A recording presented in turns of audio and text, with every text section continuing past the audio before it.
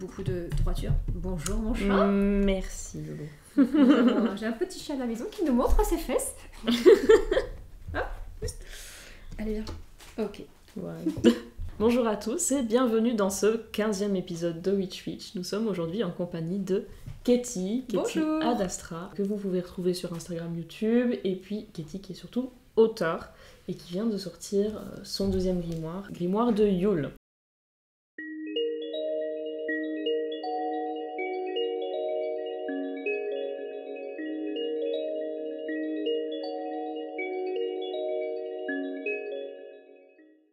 Je te laisse peut-être te présenter, dire encore quelques mots sur si tu as envie de dire quelque chose, c'est ton moment. Merci Twig de me recevoir sur ta chaîne pour ce Witch Witch. Je suis très honorée d'être ici. Vous me connaissez peut-être, j'ai une chaîne YouTube qui s'appelle Adastra Katie Orin-Ferrella sur laquelle je poste des vidéos depuis 2020, puis l'année dernière, depuis 2022, et j'écris également une collection de livres autour des sabbats de la roue de l'année païenne. Donc l'an passé, j'ai publié le grimoire de Samhain, et cette année, en octobre, est sorti le grimoire de Yule, qui est le deuxième volume de la collection, et donc je vais écrire tous les volumes qui correspondent à chacun des 8 sabbats. J'ai pas encore fini de le lire, mais c'est en cours. J'ai beaucoup de choses à dire sur ce sujet, et voilà, donc c'est aux éditions Danae. Vous l'avez compris, en termes de périodicité, nous allons être tout près de Yule. Aujourd'hui, tu nous as préparé une toute petite activité aussi autour de ce thème-là. Est-ce que tu veux bien nous expliquer ce qu'on va faire ? On va faire une activité autour des 12 jours de Yule, parce que dans cet ouvrage, bien sûr, je vous parle de Yule. Alors Yule, qu'est-ce que c'est ? Ce sont les célébrations autour du solstice d'hiver. Et donc aujourd'hui, l'héritage le plus communément célébré autour de Yule, en fait, c'est Noël. Mais Noël, il faut savoir que c'est une célébration qui est en fait un espèce de syncrétisme entre de nombreuses traditions, de nombreux symboles. Et dans cet ouvrage, je parle de tout ça, comment on en arrive jusqu'à Noël.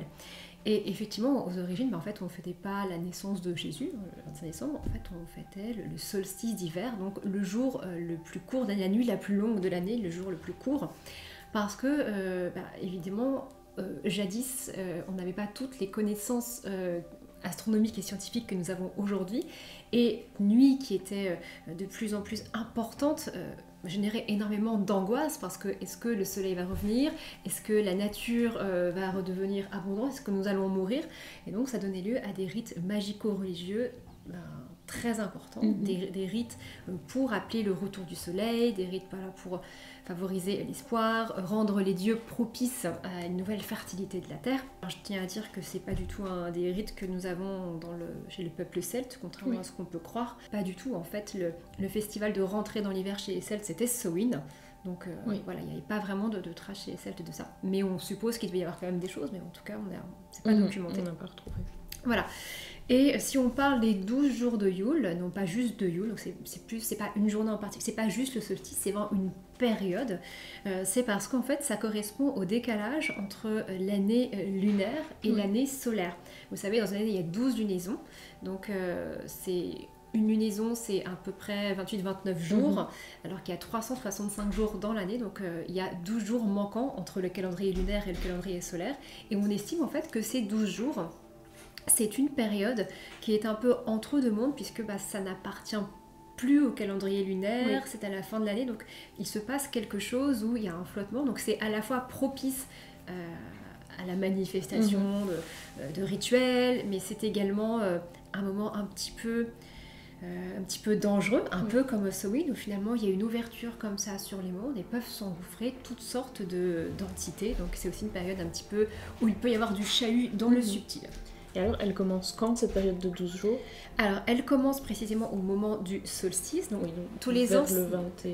Vers le 21-22, il faut vérifier la date, parce qu'évidemment, ça ne tombe pas tous les jours pile à la même date, il faut regarder sur les éphémérides. Cette année, ça tombe le 22 décembre. Ok. Mais vérifier, ça peut être je pense qu'en termes d'astrologie, du coup, ça tombe en même temps que le passage dans le signe du Capricorne. Exactement. Et tout à fait, le solstice, c'est le passage du signe du Sagittaire au Capricorne, et d'ailleurs je trouve qu'on se rend vraiment compte dans l'énergie où finalement la période de l'Avent, il y a beaucoup d'effervescence, c'est très vivant, très optimiste, et quand on bascule dans cette période-là, il y a finalement je trouve qu'on est un peu tous fatigués, un peu tous, on se replie un peu plus dans nos maisons, c'est plus austère. D'ailleurs le mois de janvier, qui est majoritairement le mois du Capricorne, est un mois un peu plus austère. Oui, et plus pragmatique plus et travailleur aussi. Voilà, c'est ça. Enfin, parce que je voudrais pas l'associer à quelque chose de négatif. D'ailleurs, Oui. j'en parle en termes positifs dans ce livre. J'en parle aussi en termes de résilience, de capacité à affronter les défis dans la vie. Donc, restent ces 12 jours à la fin de l'année, ces 12 jours de Yule qui vont donner lieu à des célébrations diverses et variées en fonction de votre tradition. Mais dans mon livre sur Yule, je propose un chapitre dédié aux 12 jours de Yule. Et je vous propose des rituels où finalement on va pouvoir chaque jour, chacun de ces 12 jours, faire des petits rituels. Il existe une tradition reconstructive néo-païenne qui se propose de revisiter les croyances de l'Europe du Nord, qui s'appelle l'Azatru, et il propose d'associer chaque jour de Yule à une valeur. Je vous propose dans mon ouvrage de réadapter ce système à votre propre système de valeurs, parce que forcément les mots qui sont associés par ce courant-là ne sont pas forcément des mots qui vont résonner dans votre vie. L'idée de ce rituel, c'est qu'il s'étende vraiment sur les 12 jours, donc d'associer un jour par mot, par valeur, et donc c'est un rituel qui va se déployer pendant toute la période. Il va falloir s'engager à chaque moment, donc c'est vraiment un rituel sur la durée où il faut se dire, ok, pendant ces 12 jours-là, je sais que je suis chez moi, je vais pouvoir y consacrer du temps, que je vais pouvoir pas juste faire vite fait mon rituel du soir, mais vraiment l'intégrer au fur et à mesure de ma journée le jour d'après. Ça va être un sortilège qui se base sur la magie des nœuds, qui n'est pas présent dans l'ouvrage, mais je suis vraiment heureuse de vous le proposer aujourd'hui sur ta chaîne. Trop bien.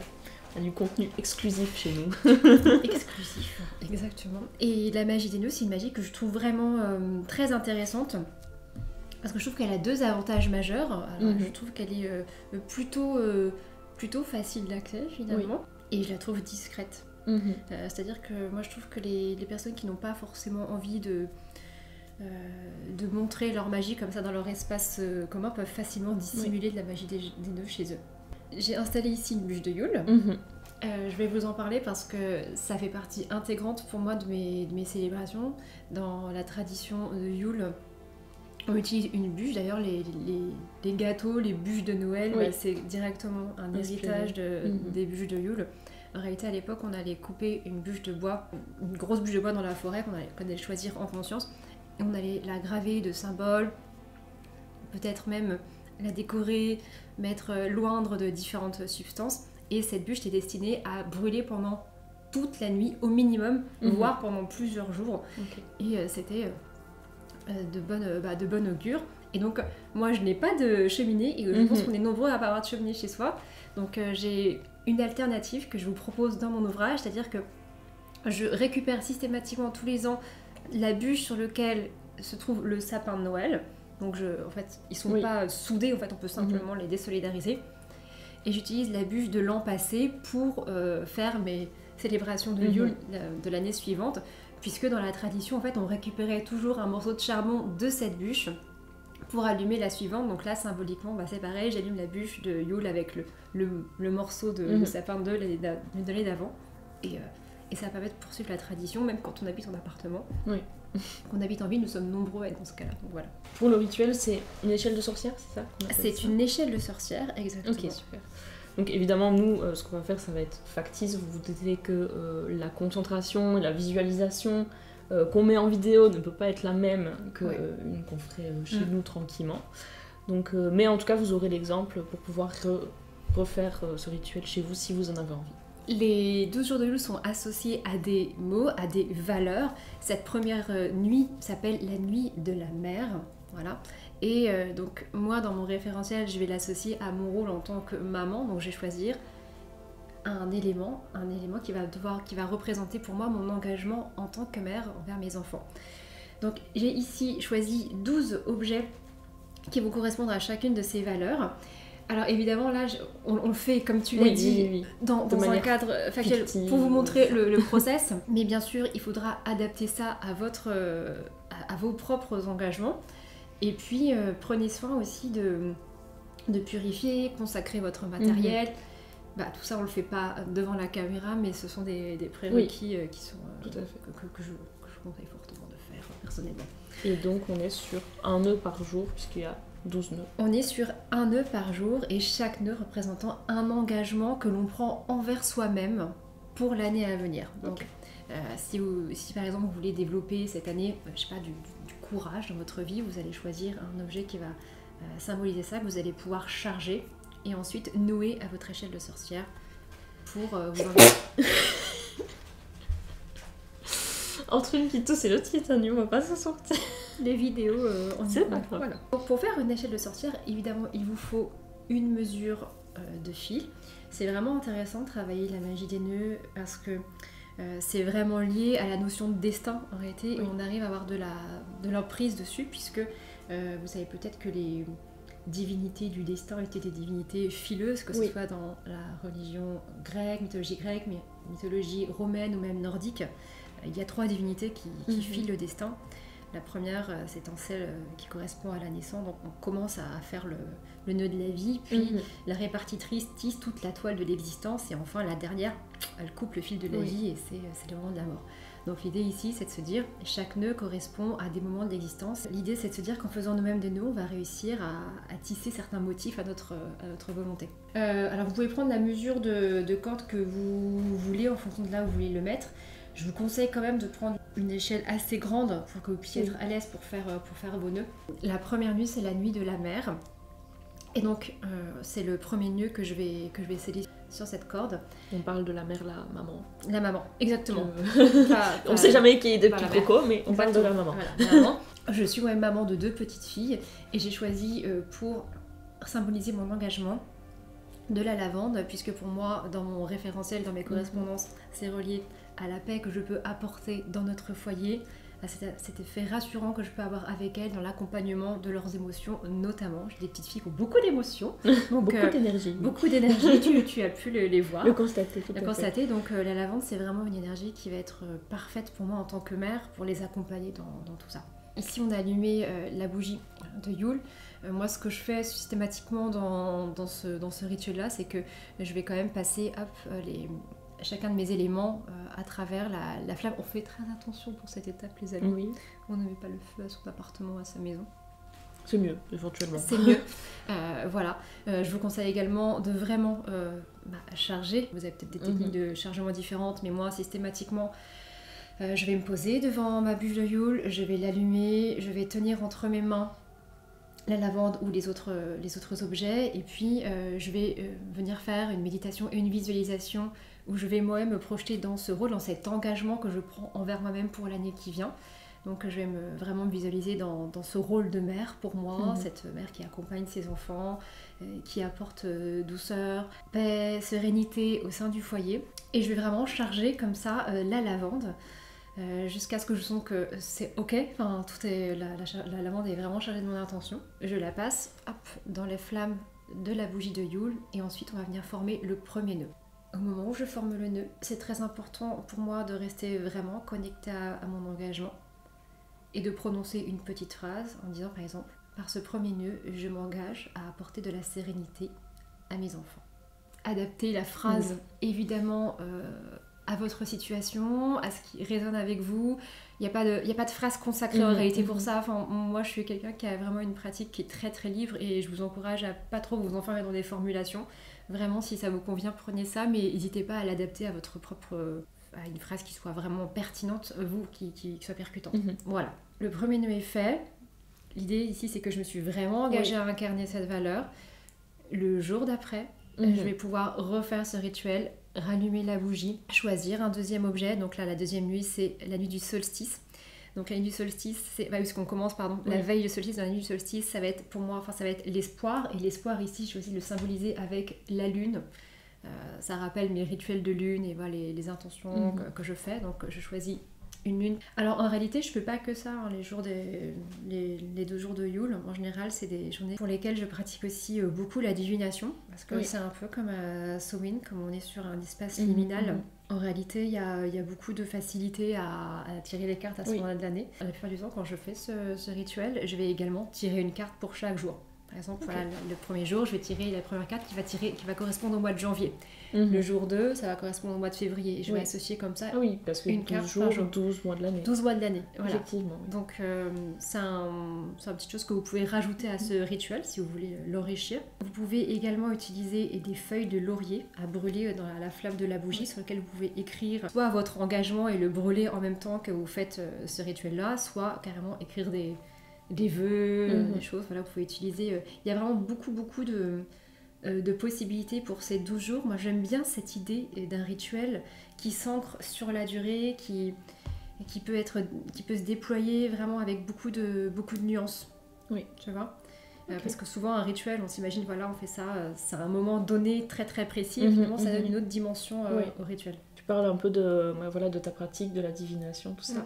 Tu as une pratique qui est très basée sur les sabbats ou il y a d'autres choses qui constituent des piliers pour ta pratique? Les sabbats, ça fait vraiment partie de ma pratique parce que ça rythme mon année, ça rythme mon année de sorcière, ça rythme aussi mon année familiale parce qu'on fait beaucoup de choses avec ma famille autour des sabbats. En tout cas, c'est un bon prétexte pour pratiquer.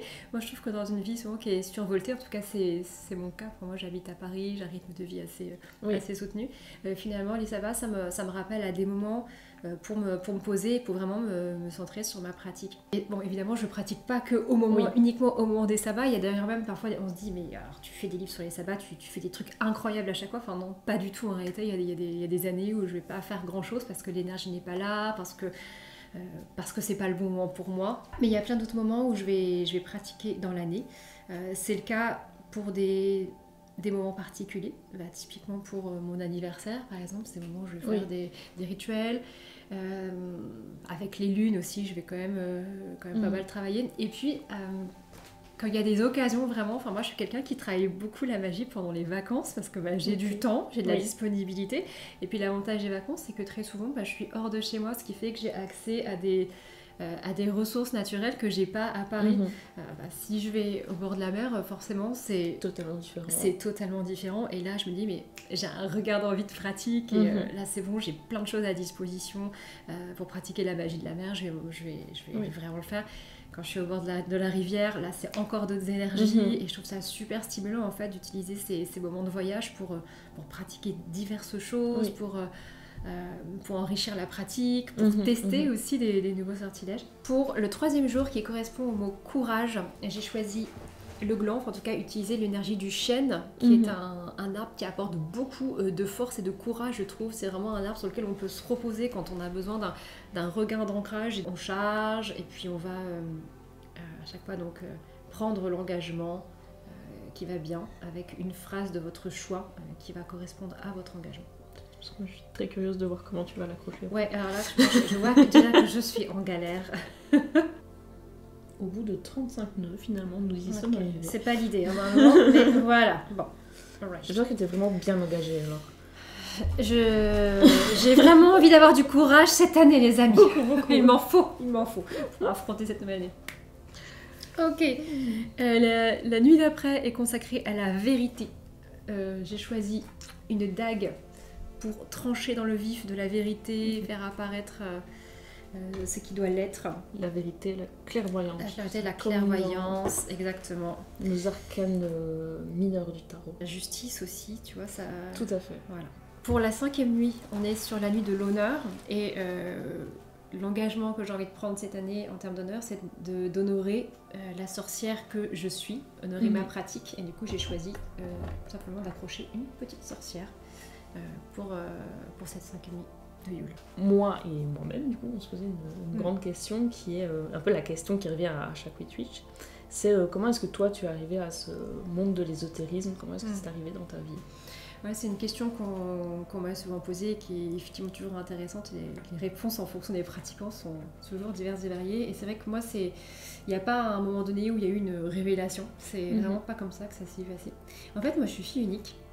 Ce qui fait que j'ai eu quand même beaucoup de temps seule pour avoir du temps dans le silence. Et en fait, c'est dans ce silence que j'ai commencé à apercevoir beaucoup de choses autour de moi. Pour moi, c'était complètement normal de jouer avec les fées. Je disais souvent à mes parents, mais y a une sorcière dans ma chambre. Quand je disais la sorcière, c'est parce que j'avais décelé qu'il y avait une présence dans ma chambre qui était là, qui était toujours un petit peu collée à moi. Et évidemment, j'avais même pas du tout de répondants au niveau de mes parents parce que moi, je suis une famille vraiment athée. C'est-à-dire que ma mère, elle me disait toujours, mais moi, je crois que ce que je vois. Donc, c'était pas du tout en accord avec moi l'expérience que j'avais de la vie, ou c'était complètement, j'avais une approche différente du monde.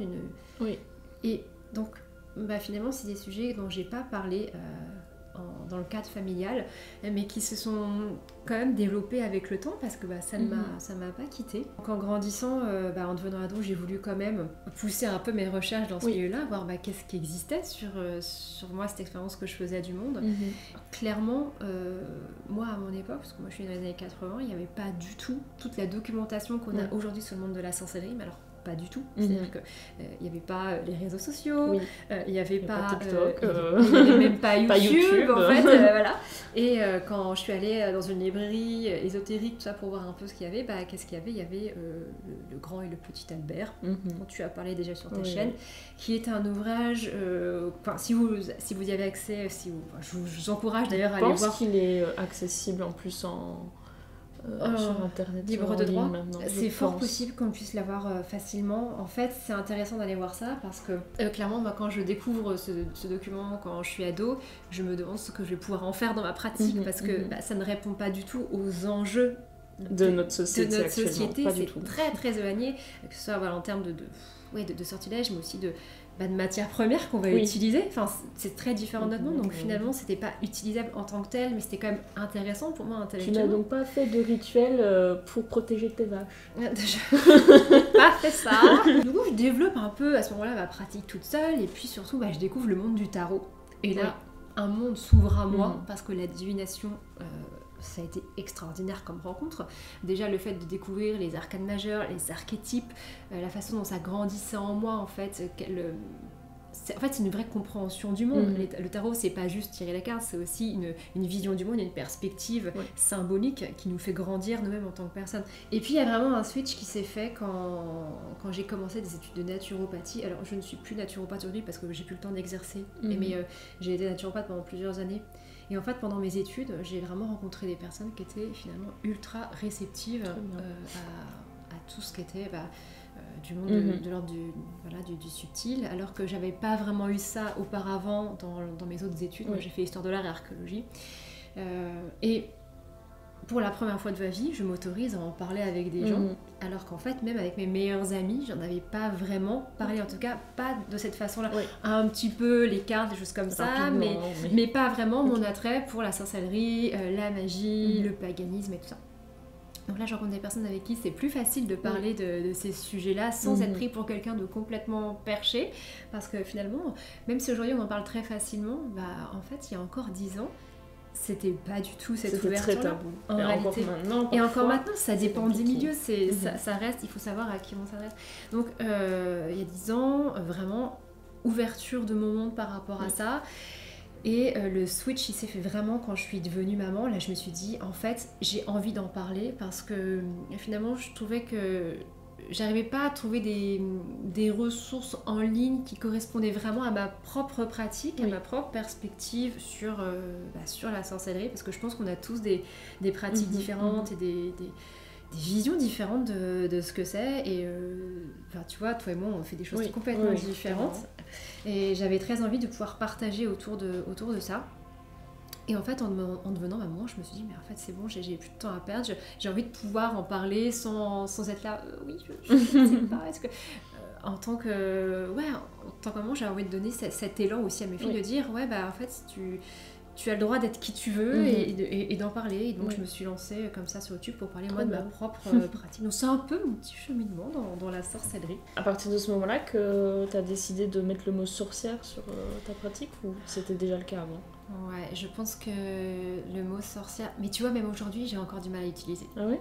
Ok. C'est un mot avec lequel je suis pas toujours à l'aise. Je me dis sorcière, je pratique la sorcellerie, mais je trouve que ce mot est tellement utilisé pour tout et n'importe quoi. C'est vraiment un mot fourre-tout qu'aujourd'hui j'ai de la peine à me reconnaître complètement dans ce... Donc je dis que je suis une pratiquante de la sorcellerie. Je dis également que j'ai des pratiques païennes, mais le mot sorcière, oui, je l'utilise, mais avec parcimonie. C'est pas sur ta tête. C'est pas sur ma tête sorcière. Plus dans tes mains que sur ta tête. Oui, voilà, c'est ça. Ouais. Je suis un peu en débat avec moi-même sur ce qualificatif-là. Je l'aime bien, mais en même temps, je le trouve vraiment trop... Aujourd'hui, il est tellement utilisé, je sais pas. Mais oui, en tout cas, je suis une sorcière, mais j'ai la sensation de rechercher encore un terme qui me correspond vraiment. Moi, ce qu'il y a, c'est que vu que j'ai eu l'étiquette sur la tête très rapidement, ça a été, entre guillemets, une révolution pour moi-même aussi d'assumer ce truc qu'on essayait de... presque comme une insulte de me donner. Et j'ai pris l'insulte et j'ai fait, voilà, vous voyez ce que je vais en faire ? Je vais en faire un truc positif. Ouais, tu vois ce que tu dis, ça résonne beaucoup pour moi, mais ça résonne beaucoup aussi en tant que maman, parce que tu vois, le mot sorcière dans les livres pour enfants, c'est toujours un personnage super maléfique, et en fait c'est tout un travail pour moi auprès de mes filles de déconstruire cette image de la sorcière pour en véhiculer une autre facette qui est finalement une femme qui pratique la sorcellerie, mais qui n'est pas forcément cet être démoniaque, et en tout cas voilà, ça a aussi cette dimension-là dans ma vie. On est au 6e jour, et le 6e jour dans ce référentiel est associé à la valeur fidélité. Et pour cela, je décide de prendre un engagement avec mon chéri, mon amoureux, et donc j'ai une mèche de cheveux de mon homme pour la fidélité au sein de notre couple. C'est pareil, c'est pas évident d'accrocher les cheveux. Voilà. Ça, c'est de la magie qui fonctionne bien. Mais en parlant de cheveux et de magie des nœuds, justement, moi j'ai découvert un truc formidable qui est donc de se coiffer et de pouvoir incorporer en fait la magie des nœuds dans le fait de, par exemple, créer une tresse, ce genre de choses. Ça fonctionne très bien aussi. C'est quelque chose que tu peux faire, même pour la protection. Moi, je trouve ça vraiment pertinent. En fait, c'est une magie qui est très accessible parce qu'on peut faire aussi du crochet. Enfin, on peut tisser, voilà. Donc des crochets, des bracelets, du tricot, tout ce que tu veux. En réalité, ça peut être même très discret. Tu peux porter un petit... Même faire tes chaussures le matin. Exactement. Tu peux faire des... En plus, alors voilà, on l'a pas précisé, mais pour la magie de nœud, il y a quand même deux aspects. Il y a cette idée d'enfermer une intention, puis une idée de relâcher une énergie. Donc ça offre le champ à beaucoup de types de magie. Oui, totalement. D'ailleurs, je te dirais que les échelles de sorcière, à la base, c'était pas du tout... je détourne un concept, mais à la base, les échelles de sorcière, c'était vraiment pour maudire des gens quand on leur voulait beaucoup de mal. C'est des artefacts qu'on a trouvés dans des maisons. C'est clairement un objet qu'on peut utiliser comme ça. Je ne vous conseille pas de faire ça. Les amis, on ne recommande pas de maudire, c'est pas bien. On ne recommande pas de maudire cette chose. Voilà, c'est pas quelque chose qu'on a envie de vous faire faire. Mais en effet, il y a quand même un égrégore derrière et la magie des nœuds, en tout cas des échelles de sorcière, qui est quand même celle de la malédiction. Vous pouvez tout à fait utiliser les échelles de sorcière comme moi je le fais, c'est-à-dire pour vraiment que ce soit un point focal pour vos engagements et vos rituels dans une magie plutôt bénéfique, s'il vous plaît, les amis. Ensuite, cette discipline, ça fait un peu écho à la discipline de... On va pas maudire tout le monde. On va pas maudire tout le monde. Moi, j'ai choisi le bâton qui, pour moi, symboliquement, est quelque chose lié à la droiture, la discipline, taper un petit peu avec la rigidité, voilà, le bâton. Dans un tout autre ordre d'idées, du coup, moi, ce que j'aime beaucoup, j'avais déjà lu du coup le livre de Sorine et celui de Yule, tu refais un rappel, c'est la conception de sacré, que je trouve qui est vraiment très importante, en tout cas dans tes écrits. Quand tu parles un petit peu du fait que tu étais fort jeune, etc., tu penses que c'était un moyen d'apporter de la sacralisation dans ta vie aussi ? Par rapport à la pratique de la sorcellerie, de l'ésotérisme, ce genre de choses. Oui, moi j'aime bien cette idée d'avoir des moments sacrés dans la vie, même si en fait finalement j'essaie de pas trop faire cette distinction vie sacrée, vie profane, mais plutôt de faire de ma vie de multiplier les instants sacrés pour finalement, j'aime bien cette idée d'enchanter le quotidien. C'est une pratique qui résonne beaucoup, en tout cas moi avec ma famille, en tout cas la vie familiale. C'est pas dissociable pour moi tellement parce que finalement ça arrive quand même assez souvent que je me dis on va faire un repas et puis finalement ça se transforme en kitchen witch et finalement ça participe à enchanter le quotidien. Mais sacraliser ces moments-là, c'est-à-dire que si on fait un repas en mode kitchen witch, on va peut-être sacraliser le moment en allumant une bougie, en faisant une prière, en vraiment mettant d'autres intentions. Oui, ça crée des moments de respiration dans une vie où finalement on a un point de concentration, un point de conscience qu'on n'a pas forcément dans les gestes du quotidien. Oui, moi ce que j'aime bien, c'est cette idée de rendre quelque chose de banal Oui.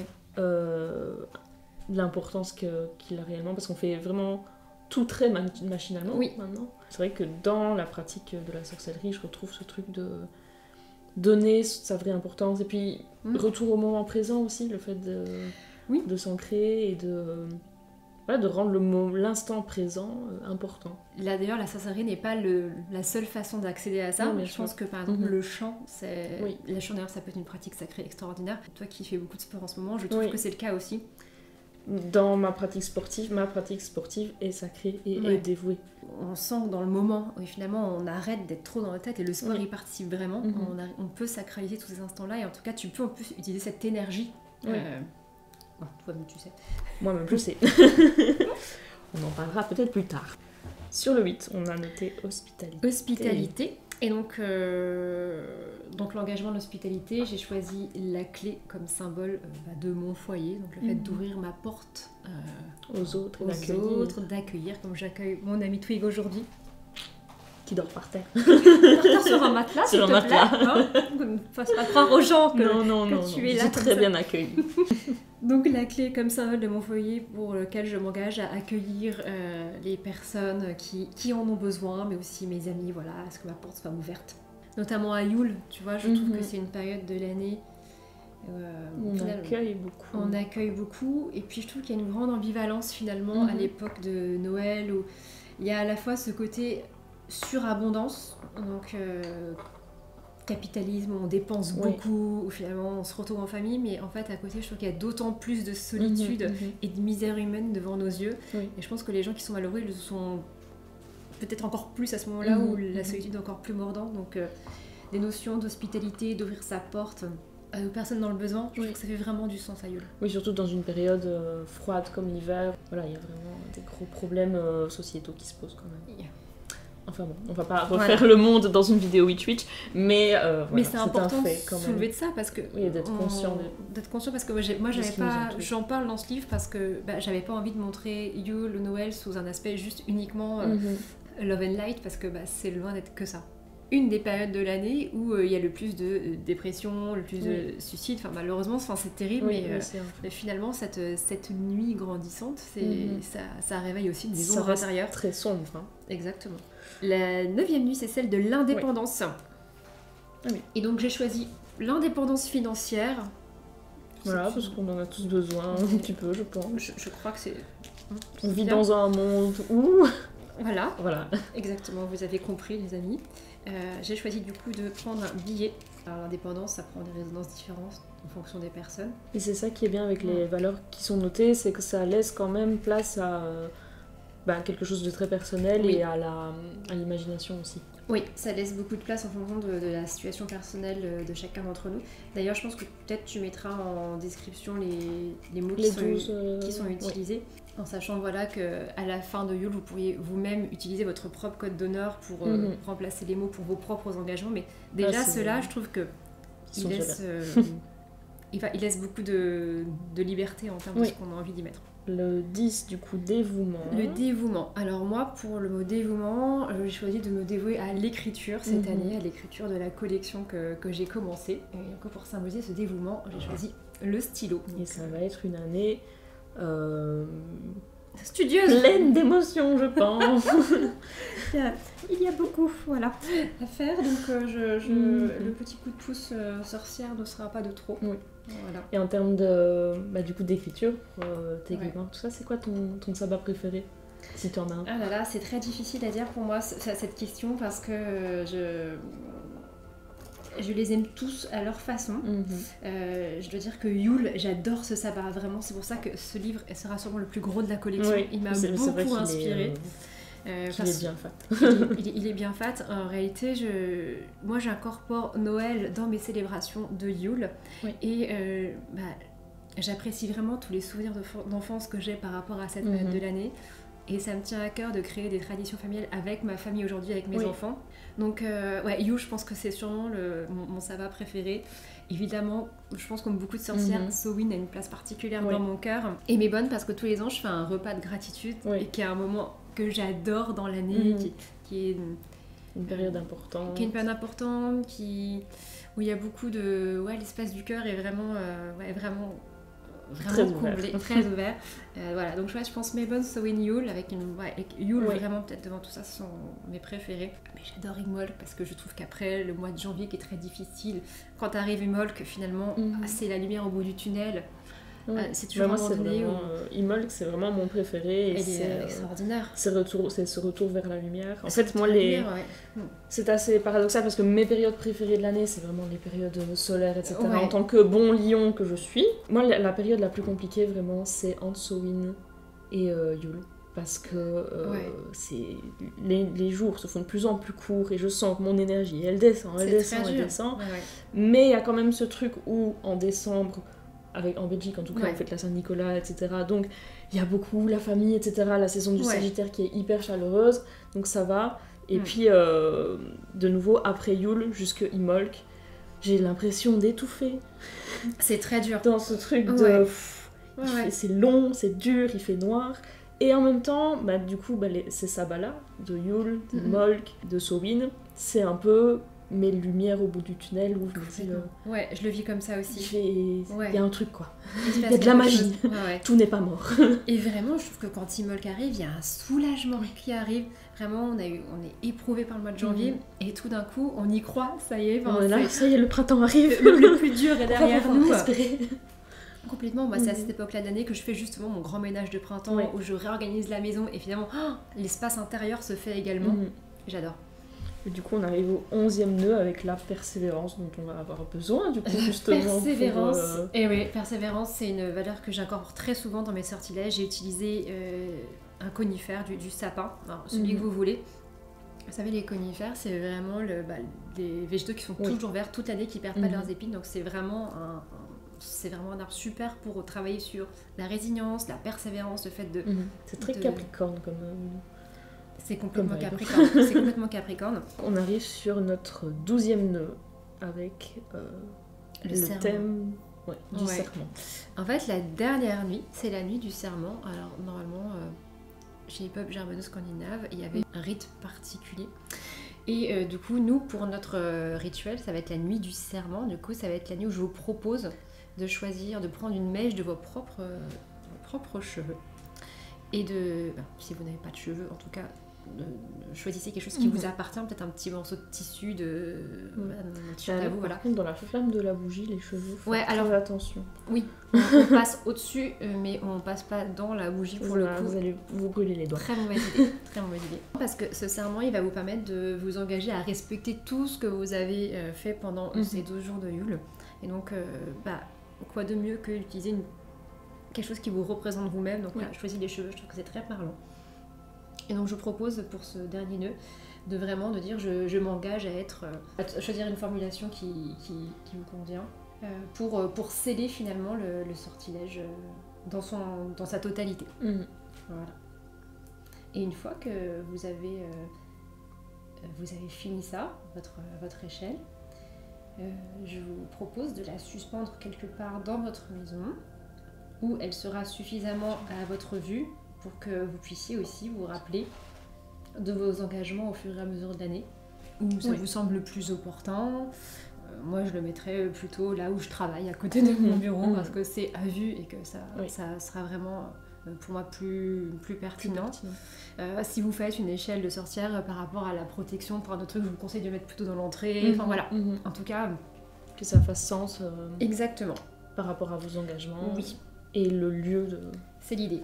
Et l'avantage de cette 12e nuit, donc cette nuit du serment, c'est que je trouve que ça clôt vraiment bien finalement toute la période de Yule, avec toute l'introspection que ça sous-tend finalement, toutes ces valeurs, parce que, je vous invite à pas juste faire un nœud visualisé, je vous invite vraiment à y réfléchir pendant toute la journée, aux implications, peut-être de tenir un journal, et ça vous permettra ensuite rétrospectivement l'année prochaine, à Yule prochain, de revisiter ce que vous aviez écrit, de voir où est-ce que vous en êtes par rapport à vos engagements, est-ce que vous y êtes tenu, est-ce que ça a fonctionné, qu'est-ce que vous avez envie de changer, quel type de nouveaux engagements vous avez envie de faire. En tout cas, c'est toujours une période, je trouve, qui amène beaucoup de réflexions, globalement comme la saison sombre, symboliquement, c'est super fort, donc ça aide à tout ça.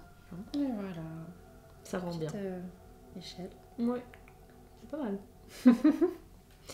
Et moi, par rapport à ton livre, mais même tes 2 livres, il y a quelque chose quand même que je remarque très fort, c'est que il y a un travail de recherche qui est vraiment hyper poussé. Toi, donc, t'es historienne Alors moi, je vais histoire de l'art et histoire de l'art archéologie. et archéologie. Et ouais. Ok. Est-ce que tu as des méthodologies de recherche, des conseils de recherche que tu pourrais donner à des personnes qui pratiquent la sorcellerie ou qui débutent des recherches, en tout cas sur ce domaine-là? Oui, alors c'est vrai que aujourd'hui on trouve vraiment un peu tout et n'importe quoi sur ces sujets-là. Alors le conseil que je peux vous donner déjà, c'est de ne pas du tout vous borner aux livres actuels. C'est-à-dire qu'aujourd'hui il y a beaucoup de livres néo-païens, le mien en fait partie d'ailleurs. Oui. Mais je vous conseille de ne pas vous borner notamment à mon livre. Allez voir la bibliographie que je propose et faites attention à ça. Qu'un livre sans bibliographie, c'est jamais bon signe. Donc choisissez des livres où vous pouvez vous dire, ok, il y a du travail derrière, il y a des ressources. Je vous conseille d'aller en bibliothèque, parce que clairement, c'est vrai qu'en librairie, vous allez surtout trouver des publications très modernes, donc très néo-païennes, qui sont pas forcément très sourcées, mais qui sont plutôt le fruit de l'expérience personnelle de l'auteur. Et d'une soupe. En fait, c'est comme si on avait plusieurs soupes qu'on avait mis dans une seule soupe. Il y a beaucoup de soupes. Voilà. Alors ça veut pas dire que ce sont pas des bons ouvrages. C'est pas un bon bouillon. Franchement, il y a plein de très bons ouvrages d'aujourd'hui, mais je pense que ça ne doit pas être votre seule source d'information. Et si vous n'avez pas accès aux bibliothèques, franchement, Gallica, qui est une bibliothèque numérique de la Bibliothèque nationale de France, c'est extraordinaire, vraiment, c'est gratuit. Des millions d'ouvrages. Vraiment, plein de gens ne le savent pas, mais c'est extraordinaire. Trop bien. Plus d'excuses pour ne pas faire vos recherches. Et l'autre conseil que j'ai envie de donner, c'est de croiser vos sources, de ne pas vous cantonner à un livre ou même une vidéo si vous voulez, enfin vraiment sur un même sujet. Lisez beaucoup de choses, croisez les informations, regardez les dates de publication pour voir s'il n'y a pas des nouvelles recherches qui ont été faites. Mais moi, enfin, franchement, j'ai beau faire beaucoup de recherches, je peux pas vous assurer que ce que je vous dis c'est 100% la vérité. Franchement, c'est... Il y a toujours un esprit critique qui doit Exactement, rester et prôner par rapport à la Tout à fait. D'ailleurs, par rapport à même des choses que j'ai pu dire dans des vidéos il y a 2-3 ans, il y a des choses avec lesquelles je suis plus complètement d'accord. Pareil. À la limite, je me dis même, oula, la honte. Mais je me dis, mais ah oui, maintenant je nuance parce que ma pratique elle a avancé, du coup j'ai pu expérimenter d'autres choses. J'ai fait plus de recherches, notamment tu vois, sur les sabbats. Du coup, il y a des choses que je pensais être vraies à l'époque. En faisant davantage de recherches, je me dis, ah oui, peut-être pas. En fait, voilà. Donc finalement, c'est un process qu'on ne doit jamais abandonner. La recherche, croiser les sources, lire beaucoup, aller voir vraiment historiquement ce qui s'est passé. C'est une honnêteté intellectuelle auquel, à mon sens, dont on ne peut pas faire l'économie quand on veut vraiment produire un contenu qui soit vraiment utilisable et qui ne soit pas juste rajouter du mythe sur du mythe, parce que finalement, il y a tellement aujourd'hui de choses qu'on tient pour vraies qui ne le sont pas. Trop bien. Écoute, merci beaucoup, merci 1000 fois d'avoir pris le temps déjà de m'accueillir. Avec plaisir, de faire la vidéo, etc. Donc Katie, elle est autrice, elle fait aussi des vidéos sur YouTube, donc c'est une actrice très polyvalente de notre domaine ésotérique. Tu as aussi donc ton site web. Oui. Donc que je mettrai bien sûr tout en description, tes réseaux, liens vers les livres, etc. Qu'est-ce qu'on peut retrouver sur ton site web? Sur mon site, je propose des rituels en ligne. Donc c'est également pour que les débutants, les gens vraiment qui se lancent dans la pratique et qui ont peur de faire eux-mêmes leurs propres rituels, puissent être guidés pas à pas avec moi en vidéo. Donc c'est des rituels qui sont filmés de A à Z. On peut pas faire d'erreur. Il y a beaucoup de gens qui sont demandeurs de ce genre de choses, donc si jamais vous n'osez pas trop vous lancer, Katie prend le rôle de la maman et vous accompagne. Est-ce que tu as un mot de la fin, un conseil, quelque chose que tu voudrais nous partager avant de clôturer la vidéo? Eh ben, écoutez, j'ai envie de vous dire que finalement, les célébrations de Yule ou même les autres sabbats, il n'y a pas de règles prédéfinies. Moi, j'aime bien vous apporter des éléments d'histoire et puis de l'inspiration. Mais en fait, ce que j'ai envie de dire souvent, c'est qu'il y a beaucoup de gens qui me disent « Oh, mais cette année, j'ai eu le temps de rien faire et tout. » Moi, je pense qu'il faut vraiment pas se culpabiliser si vous n'avez pas eu le temps de faire un rituel cette année pour Yule ou pour Samhain ou ce que vous voulez.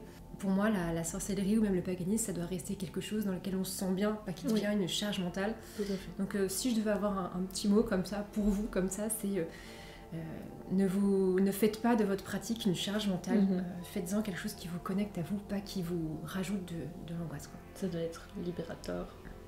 et pas enfermant. Voilà. Exactement. Mais écoute, merci beaucoup encore une fois. Merci Je vous Twig. invite à aller voir les réseaux de Katie. Moi je vous dis à très bientôt sur YouTube. Je pense que toi aussi, sans doute, peut-être, on sait pas trop. Là, je suis fort Peut-être pas occupée en ce bientôt, moment. mais- J'ai beaucoup de travail d'écriture, donc je suis un petit peu moins présente sur YouTube là pour les prochaines semaines, mais j'ai plein d'idées de vidéos, Ouais, j'ai des en petites choses tout en cas. préparation, mais ça va venir. En tout cas, n'hésitez pas à aller voir le contenu déjà en ligne, c'est déjà très qualitatif. Donc voilà. On vous fait plein de bisous et à très bientôt. Merci beaucoup d'avoir regardé cette vidéo. Merci.